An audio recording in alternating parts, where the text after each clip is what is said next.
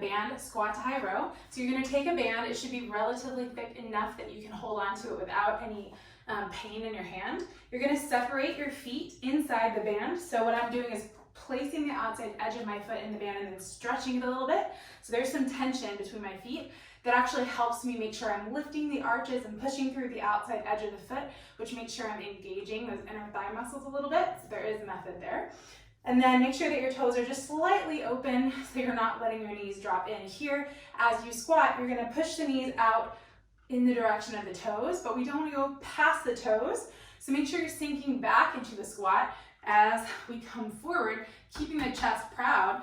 Hang on to that band. When you come up, allow your shoulders to relax.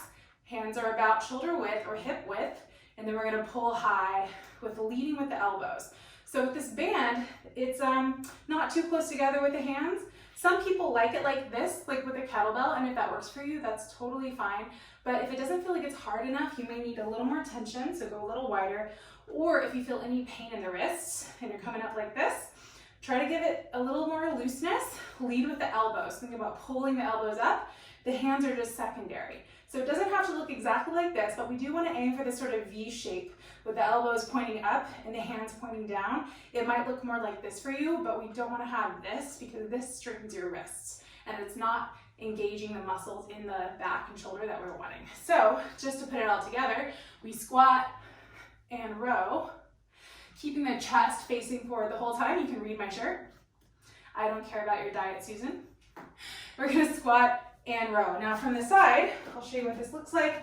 Abs are tight, we're sitting back in the squat, so almost like a hip hinge first, then sit back in the squat. Hands come about where the knees are, so we're not looping forward or drooping the shoulders, keeping the chest proud here. Squeeze those armpits back like you have a phone and you ran out of hands.